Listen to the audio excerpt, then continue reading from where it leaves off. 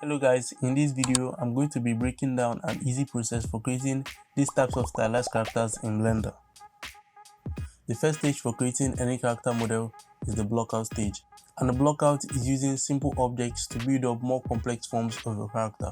For example, this is the blockout of this, and this is the blockout of this. I have a time-lapse video on blocking out characters and I'll leave a link in the description. I'm mostly using low resolution objects for the blockout of my character just because it is easy to make big proportional changes to the objects. The brushes I use the most for blocking out are the grab brush and the line project brush, and I continue to push and pull the mesh around until I've blocked out the rest of the body.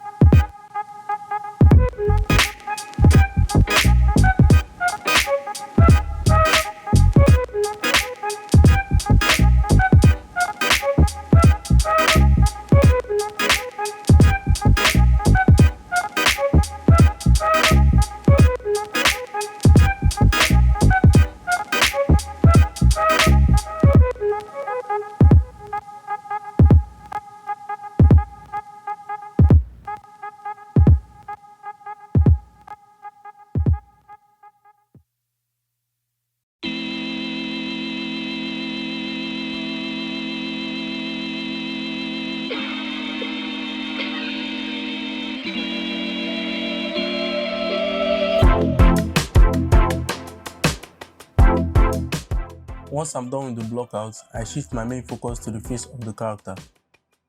I will start marking out different plane changes on the head, mostly using the script brush to get the angular and the flat plane changes of the face. I'm marking out these different plane changes just to get a general idea of the proportion of my character's face. I'm also using a lot of references for the face, and I use those to guide the sculpt of the head. I am also using a separate mesh for the nose rather than pulling it directly from the face. I just find this method of sculpting a lot easier. I then reverse the nose and add in the nose tubes. I also mark out a line for the jaw and quickly get in the shape for the mouth using mainly the crease brush to mark out the shape of the lower and the upper lips.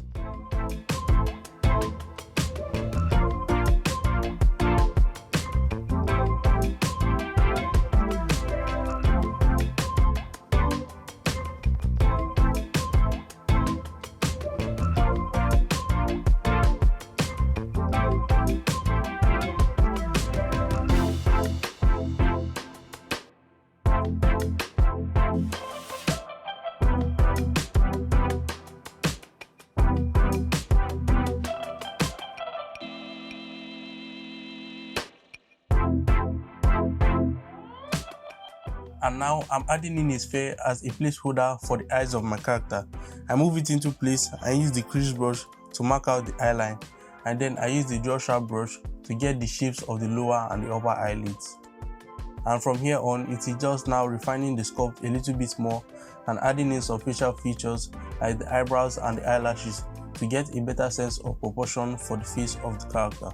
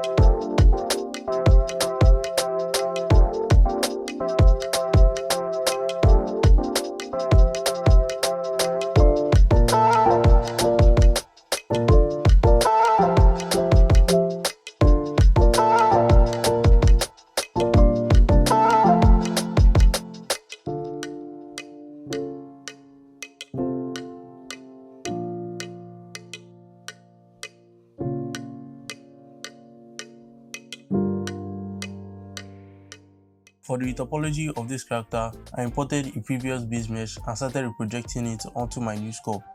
The whole purpose for retopology is just to get a lens dense version of your sculpt so that you can easily rig, pose or texture paint your characters.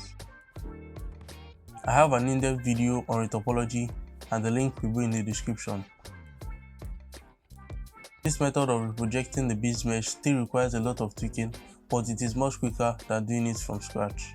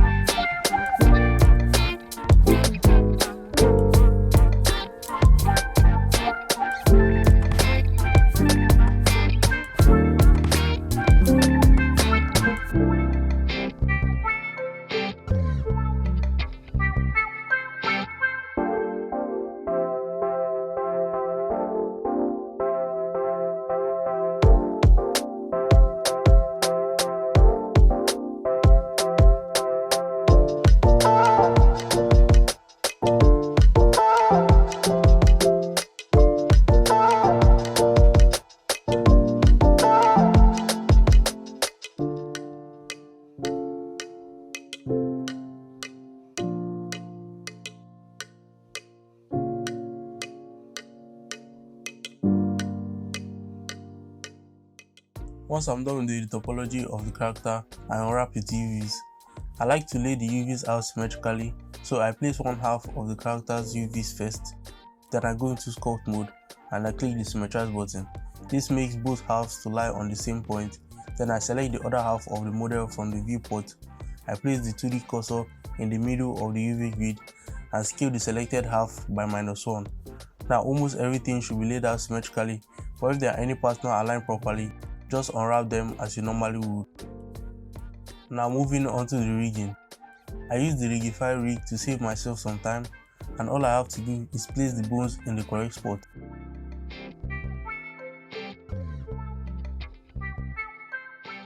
Then I click the generate rig. This now gives me a custom rig that I can apply to my character to make it bend and turn. You may still have to do some waist painting, but the default setup works just fine for me.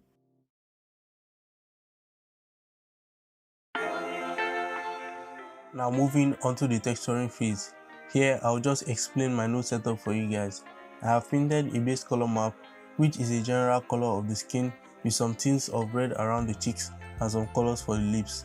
I then mix the base color with a slightly less saturated version of itself, and I do that by using the hue saturation node. I then added an ambient occlusion node with a color ramp and using the ambient occlusion as a factor to mix in both of the base colors. That just helped me get a little bit of variation on the skin. I also painted a roughness map and used the color ramp to more effectively control the roughness map. For the skin details, I used a voronoi texture to drive the bump of the skin, and I used a stretch noise pattern to drive the bump around the lips. I then mixed them together and used a vertex color to tell those bump details where they should be placed. And this is what the whole node setup looks like. Now this guy needs some hair, and that's where grooming comes in. I attempted using the new particle hair system, but I was unsure of how to create this type of complex hair, so I defaulted back to the old hair system.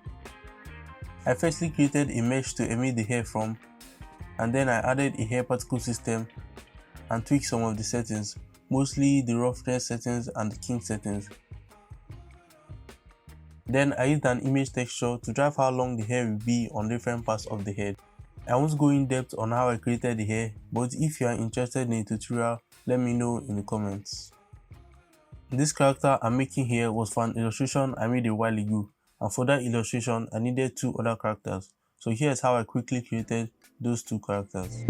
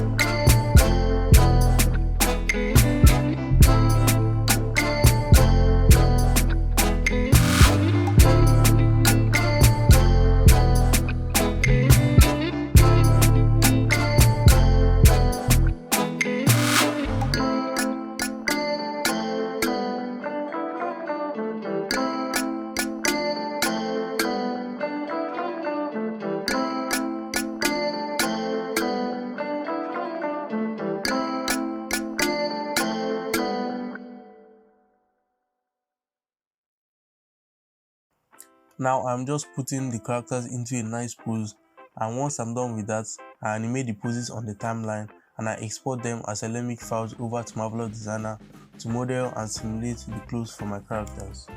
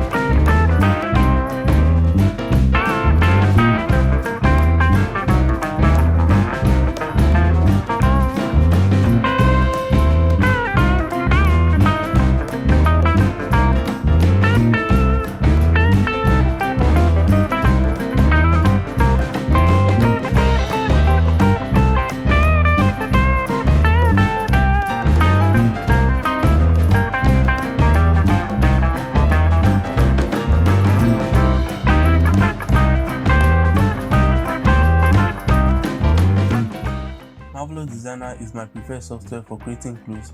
Although Blender is more than capable, I just love the ability to be able to pull the clothes around with a magical finger.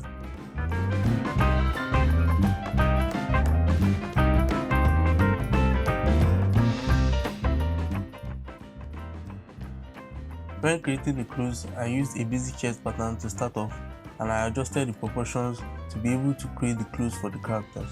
The clothes here were not too complex, but I have a tutorial for creating more complex clothing in Marvelous Designer, and the link is probably in the description.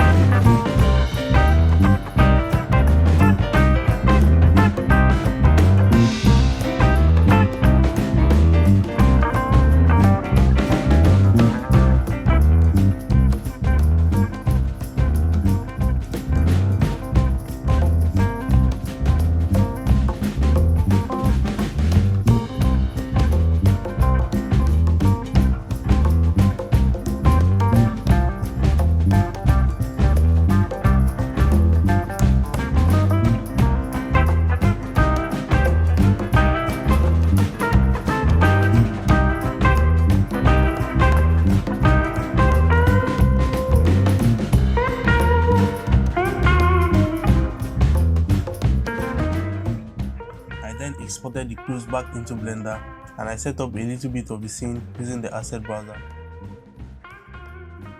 I also added some jewelry to the characters, and with those few changes I was ready to hit the render button.